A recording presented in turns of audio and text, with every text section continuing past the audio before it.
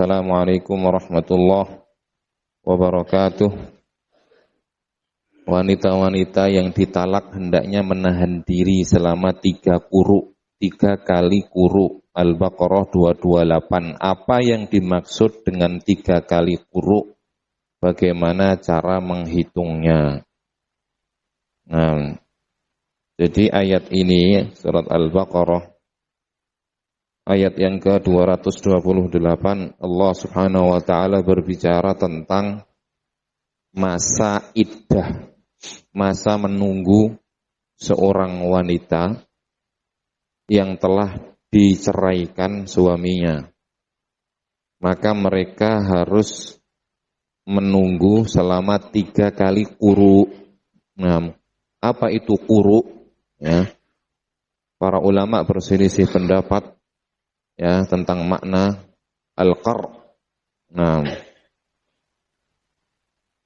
Syafi'iyah mengatakan at-tuhur, masa sucinya. Al-Hanabilah mengatakan apa? Masa haid. Dan ini pendapat yang lebih kuat dikarenakan Nabi sallallahu alaihi wasallam telah memerintahkan seorang sahabiyah yang ditimpa oleh ya darah istihadhah, imra'atun mustahadhah, di mana darahnya keluar terus, ya, tidak berhenti. Maka bagaimana caranya untuk sholat? Ya, karena darah yang keluar itu sudah melebihi masa haidnya. Karena setiap perempuan itu memiliki apa? Masa yang di situ keluar darah haid atau datang bulan. Nah, ini salah seorang sahabiyah ini apa? Darahnya terus keluar melebihi masa haidnya. Nah, maka kata Nabi sallallahu alaihi wasallam, da'is salata ayyama aqra'iki.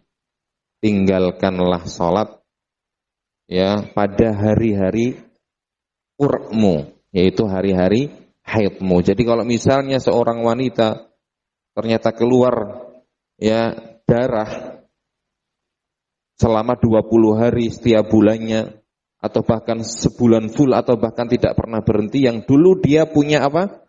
Kebiasaan bahwa misalnya dari tanggal 5 sampai tanggal 10 atau dari tanggal 5 sampai tanggal 12 itu adalah waktu-waktu apa? Haidnya.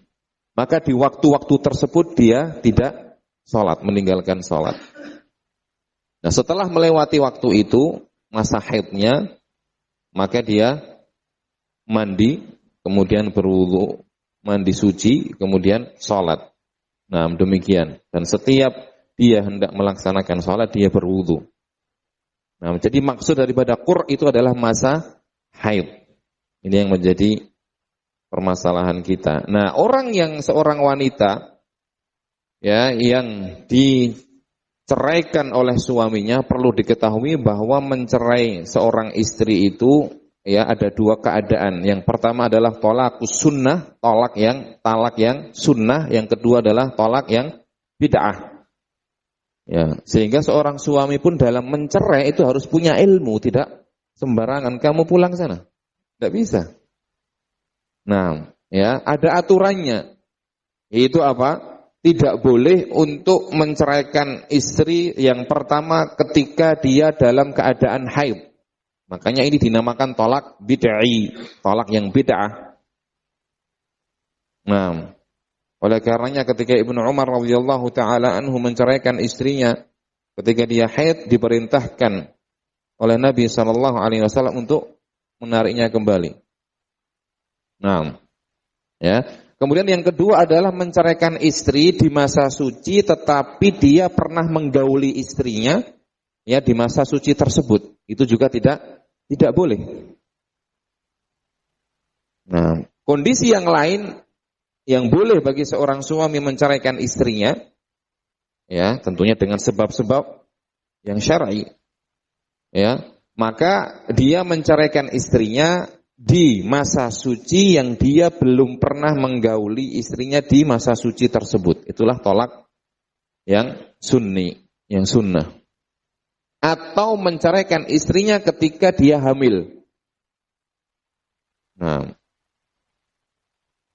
Maka ya ayat ini berbicara tentang seorang wanita yang sudah diceraikan oleh suaminya. Misalnya dia diceraikan oleh suaminya di masa sucinya yang dia belum digauli di masa suci tersebut. Maka dia harus menunggu selama 3 kali haid, ya, sehingga setelah itu iddahnya selesai. Jadi ketika dia misalnya, nah sekarang tanggal berapa ini? 24.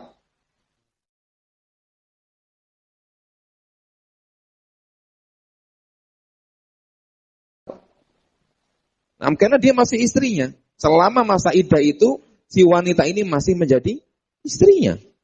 Hukumnya sama seperti istrinya. Bahkan ya disunnahkan pula bagi seorang istri masih berdandan dan biasa. Nah, agar supaya tujuannya apa? Di antara hikmahnya agar supaya seorang suami tersebut kembali mengembalikan istrinya, rujuk dari tolaknya, dari talaknya. Nah, kemudian setelah suci, dia haid lagi pada bulan berikutnya. Ini berarti 2 kali haid. Setelah haid, suci lagi.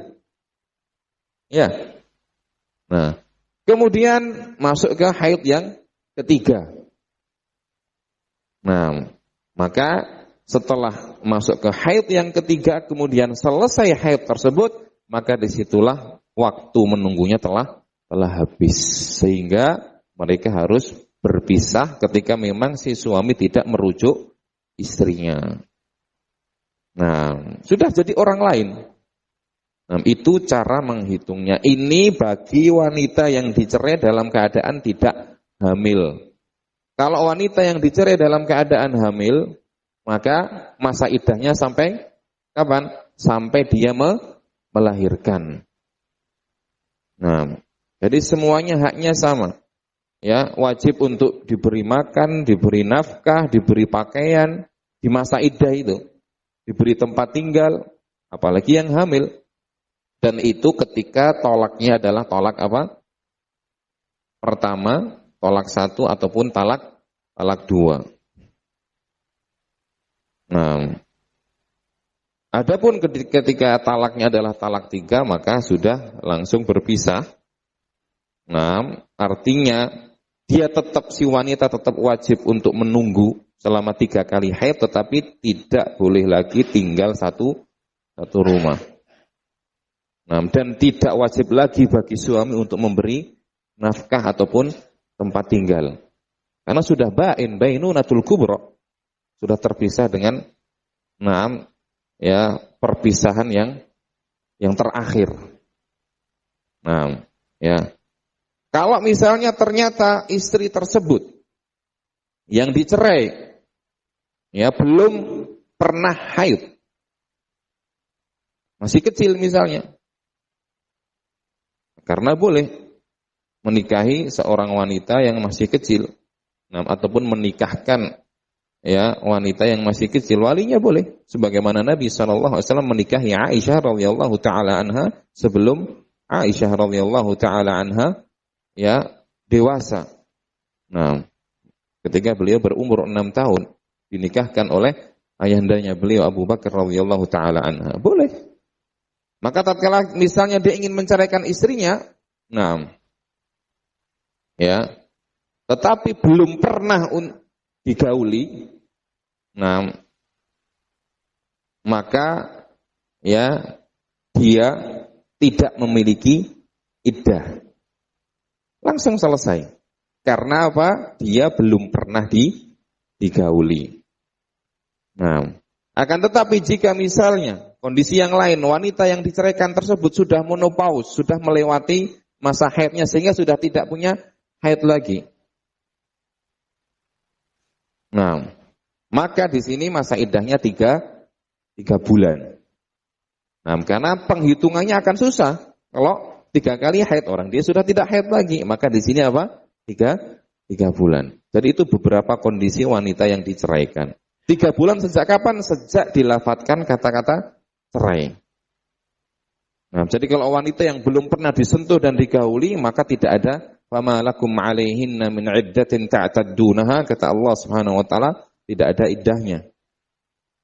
Nah, kalau orang yang masih dalam keadaan memiliki kebiasaan haid, maka 3 kali haid. Kalau orang wanita tersebut yang sudah lewat, nah, ya wallahi ya isna minal mahidhi min nisaikum. Nah, fa'iddatuhunna 3 ashhur wallahi lam yahidn. Nah, jadi orang-orang yang sudah